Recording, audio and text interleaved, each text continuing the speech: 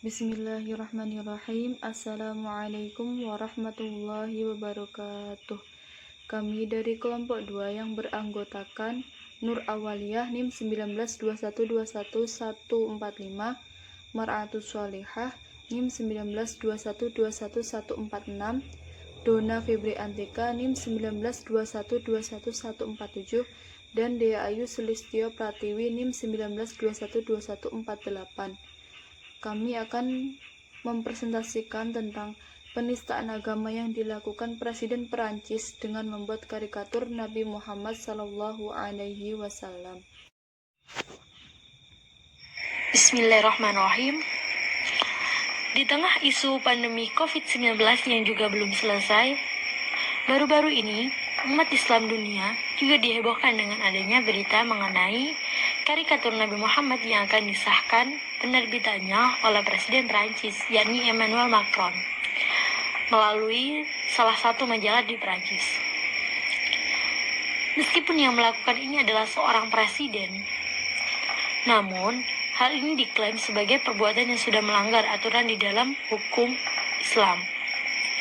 Pasalnya, di dalam Islam sendiri, kita tidak diperbolehkan untuk menggambarkan wajah Nabi itu seperti apa, baik itu Nabi Muhammad maupun nabi-nabi yang lainnya. Dan kewajiban kita sebagai seorang muslim itu hanyalah mengimani sesuai dengan rukun iman yang nomor 4. Karena hal ini dianggap tidak wajar dan telah melanggar syariat, ulama muslim menganggap bahwasanya Presiden Perancis perlu belajar banyak mengenai bagaimana toleransi di dalam beragama itu, terutama belajar di dalam agama Islam. Dan entah motif apa yang dituju oleh Presiden Perancis, namun pada kenyataannya Presiden Perancis telah menyudutkan Islam dengan sepenggal katanya, yakni separatisme Islam, dan juga menyebutkan bahwasanya Islam dalam krisis di seluruh dunia. Adanya hal ini pasca kasus pemenggalan guru sejarah, yakni Samuel Paty. Hal-hal yang perlu kita pahami di sini yakni bagaimana kita sebagai umat muslim menyikapi perbuatan yang melanggar yang telah dilakukan oleh Presiden Prancis.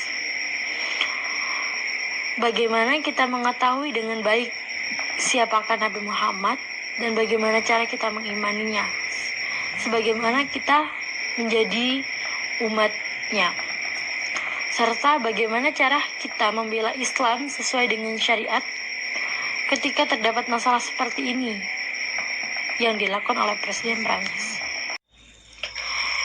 Dasar hukum mengenai pelarangan melukis atau menggambarkan wajah Nabi Muhammad SAW telah dijelaskan di dalam salah satu hadisnya, yang artinya dari Aisyah radhiyallahu anha, ia berkata, ketika Nabi SAW sakit, sebagian istri beliau menyebut sebuah gereja yang mereka lihat di negeri Habasyah, yang disebut dengan Maryam.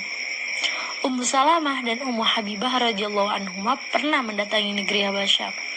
Mereka menyebutkan tentang kebagusan dan gambar-gambar yang ada di dalamnya.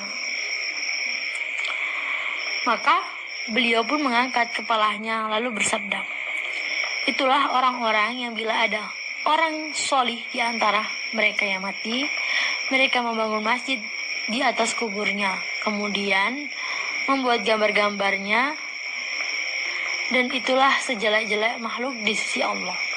Hadis riwayat Ahmad dan Al-Bukhari. Dari penjelasan hadis tersebut, kita mengetahui sebab utama mengapa umat Islam bersikeras melarang melukis Rasulullah SAW, yakni dalam rangka untuk menjaga kemurnian akidah tauhid setiap umat muslim. Karena jika menggambarkan fisik dari Rasulullah SAW akan membuka peluang terjadinya perbuatan penistaan terhadap pribadi Rasulullah SAW. sebagaimana seorang yang benci kepada orang lain karena mereka tidak mampu melampiaskan kebenciannya secara langsung. Lantas mereka membuat serentetan penistaan terhadap gambar atau foto orang yang dibencinya. Jadi tak dapat dipungkiri lagi bahwasanya karikatur Rasulullah SAW yang akan diterbitkan oleh Presiden Prancis itu merupakan sebuah bentuk kebencian dari kaum non-muslim atau kafir kepada umat Islam. Nabi Muhammad lahir di Mekah sekitar tahun 570 Masehi dan meninggal di Madinah tahun 632 Masehi. Muhammad Rasulullah SAW menjadi anak yatim sejak masih dalam kandungan ibunya. Ketika beliau berusia 6 tahun, sang ibunda tercinta Aminah wafat. Jadilah beliau yatim piatu dalam usia yang amat muda sekali. Kemudian Rasulullah diasuh oleh sang kakek yang amat mencintainya, Abdul Muthalib bin Hashim. Namun saat Rasulullah berusia sekitar 8 tahun, Abdul Muthalib pun wafat. Akhirnya pengasuhan beliau diserahkan kepada sang paman, Abu Thalib bin Abdul Muthalib. Dalam asuhan keluarga sang paman, Abu Thalib, Rasulullah tumbuh dan merasakan banyak kebahagiaan. Ketika kecil, Rasulullah bekerja sebagai pengembala kambing dan ikut berdagang bersama sang paman ke negeri yang jauh. Beliau menjadi nabi ketika berumur 40 tahun. Nabi Muhammad merupakan tokoh penting dalam sejarah agama Islam. Bahkan dapat dikatakan seluruh umat muslim pasti sudah mengenal sosok seorang nabi dengan segala kebaikan dan kerendahan hatinya ini. Beliau pun disebut sebagai utusan Allah yang menjadi tauladan seluruh umat muslim di dunia, baik dari zaman kenabian hingga zaman modern saat ini. Nabi Muhammad SAW sendiri merupakan nabi yang paling akhir yang diutus Allah untuk menuntun umat di dunia, di mana Allah menjadikan Nabi Muhammad sebagai nabi penutup dan tidak ada lagi nabi setelahnya yang menjadi utusan Allah. Hal inilah yang menyebabkan Nabi Muhammad mempunyai sebutan sebagai khataman nabiyyin atau nabi yang paling akhir. Sebagai utusan Allah paling akhir, Nabi Muhammad menyempurnakan ajaran Allah yang telah disampaikan oleh nabi-nabi sebelumnya. Jadi, kita umat manusia harus mengimani atau percaya dengan Nabi Muhammad karena Nabi Muhammad adalah Rasulullah. Dan pada rukun iman, mengimani Rasul ada pada urutan keempat dan itu wajib dilakukan. Banyak dalil yang mengatakan bahwa Nabi Muhammad adalah pembawa rahmat bagi umat manusia. Salah satunya Quran Surah Al-Anbiya ayat 107, yang artinya, dan tidaklah kami mengutusmu melainkan untuk menjadi rahmat bagi semesta alam. Mengimani sosok Rasulullah SAW dilakukan dengan hati, tanpa mempertanyakan bentuk fisik ataupun wujudnya. Sama akan halnya kita mengimani Allah Subhanahu wa Ta'ala. Allah Subhanahu wa Ta'ala menerangkan dalam Quran Surah An-Nisa ayat 80 yang artinya, barang siapa yang menaati Rasul sesungguhnya ia telah menaati Allah. Dari ayat ini bisa kita lihat menaati Rasul itu sama dengan menaati Allah. Seperti umat lainnya, Muslim juga menolak kekerasan dan hukum bisa berlaku sesuai ketentuan yang ada. Namun, bentuk kekerasan ada banyak. Salah satunya menghina Rasulullah SAW yang merupakan perbuatan sangat keji, menggambarkan Nabi Muhammad, lewat kartun atau penilaian buruk lainnya merupakan suatu bentuk kekerasan. Saat ini ada berbagai bentuk kekerasan yang tidak hanya terbatas pada fisik dan verbal. Kontroversi di Perancis diawali tindakan seorang guru, Samuel Paty, yang menggunakan kartun terbitan Charlie Hebdo tahun 2015 saat mengajar. Tindakan ini menuai protes dari komunitas, dan Paty terbunuh dengan kepala dipenggal. Presiden Emmanuel Macron menilai kartun atau karikatur Nabi Muhammad di Charlie Hebdo sebagai kebebasan berpendapat. Dia juga mengatakan Islam adalah agama yang sedang mengalami krisis dengan posisi Muslim makin sulit. Jadi, jika dilihat dalam permasalahan ini, kelompok kami menggunakan metode hukum ijma sebagai istinbat hukum.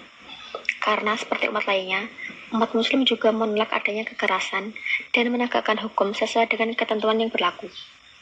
Dari sini kami menyelesaikannya dengan melihat pendapat beberapa ulama terkemuka, baik ulama Indonesia maupun ulama dunia. Yang pertama, tanggapan dari Ustadz Adi Hidayat. terkait tanggapan satu orang Islam buruk, maka semuanya buruk. Ustadz Adi Hidayat menjelaskan dengan mencontohkan peci. Jika ada satu peci yang tidak cocok dengan ukuran kepala, maka jangan salahkan bentuk penutup kepala atau calon pengguna. Peci tidak lantas berkualitas buruk hanya karena tak cocok dengan ukuran kepala. Sama dengan ukuran kepala yang tak perlu disalahkan karena tidak cukup dalam peci. Cukup cari peci lain yang lebih cocok dengan ukuran kepala atau sebaliknya. Ingat, tidak semua orang Prancis seperti ini. Jangan menggeneralisir sesuatu hingga menjadi hal yang lebih luas. Ini adalah cara berpikir kita. Jelas Ustadz Adi Hidayat. Yang kedua, tanggapan dari Ustadz Felix Xiao. Ustadz Felix Xiao menyampaikan pendapat lewat akun Instagramnya. Kaum muslim tak pernah mencari musuh, tapi tak akan lari ketika ditantang oleh musuh. Mungkin tidak hari ini Prancis akan melihat jawabannya, tapi suatu hari mereka pasti merasakannya. Tak ada satupun sebab tak berakhir dengan akibat. Prancis sudah memantik sebabnya, dan mungkin tanpa sadar ini skenario Allah agar muslim memahami persatuan itu mutlak agar bisa kuat dan diperhitungkan dan disegani. Yang ketiga, tanggapan dari Ustadz Abdul Somad. Ustadz Abdul Somad mengatakan bahwa hidup ideal itu seperti kehidupan Nabi Muhammad SAW di periode Madinah yang 10 tahun itu. Saat itu pemimpinnya Nabi Muhammad. Kemudian ada orang Yahudi menghina agama. Kemudian rakyatnya diam saja tanpa bertindak apa-apa. Karena rakyat itu sebetulnya tidak bertindak kecuali pemimpin yang bertindak. Jadi yang berhak melakukan tindakan semuanya adalah pemimpin yang disebut ulil amri. Yang keempat, tanggapan ulama luar negeri, yaitu dari Syekh Sudais. Menyatakan sesungguhnya kami melancarkan dari mimbar yang mulia, yaitu mimbar kebaikan, kebenaran dan perdamaian, seruan yang tulus secara global kepada seluruh dunia di segala penjuru dan tempat, agar berhias dengan akhlak Nabi yang mulia Sallallahu Alaihi Wasallam, penyeru kepada perdamaian yang menyeluruh, kasih sayang sempurna antara pengikut syariat yang berbeda-beda, tanpa menyakiti, berselisih, mengeluarkan ejekan atau makian terhadap simbol agama, khususnya pribadi para nabi yang suci. Salawatullahi alaihim ajma'in, ujar Syekh Sudais. Atas nama 1.800.000.000 orang Islam, lanjut Syekh Sudais, mengecam dengan tegas dan menentang dengan keras pernyataan yang bertindak zalim terhadap kedudukan kenabian dan risalah, khususnya Nabi Muhammad SAW. Tidaklah karikatur penghinaan dan aksi buruk kecuali bagian dari terorisme dan radikalisme yang mengobarkan kebencian dan rasisme yang amat dibenci. Selain para ulama di atas, MUI pun juga mengecam perbuatan Presiden Prancis Emmanuel Macron. MUI berpendapat pernyataan Presiden Macron mengundang permusuhan dan perselisihan umat Islam. Kendati perbuatan memenggal kepala Samuel Paty tidak bisa dibenarkan, namun katanya tindakan guru sejarah itu yang memperlihatkan karikatur Nabi Muhammad ke murid-muridnya lebih tidak bisa dibenarkan. Kalau menurut saya tindakan kekerasan itu salah, tapi yang memancing orang berbuat salah itu lebih salah. Itulah mengapa ia mendesak Presiden Macron segera menghentikan penerbitan karikatur Nabi Muhammad oleh Charlie Hebdo yang disebutnya sebagai biang keladi kekerasan di Perancis. Majelis Ulama Indonesia atau MUI mengeluarkan imbauan kepada umat Islam Indonesia untuk memboikot segala produk asal negara Perancis. Selain aksi boikot, MUI juga meminta Presiden Perancis Emmanuel Macron mencabut ucapannya dan meminta maaf kepada umat Islam sedunia sebelumnya.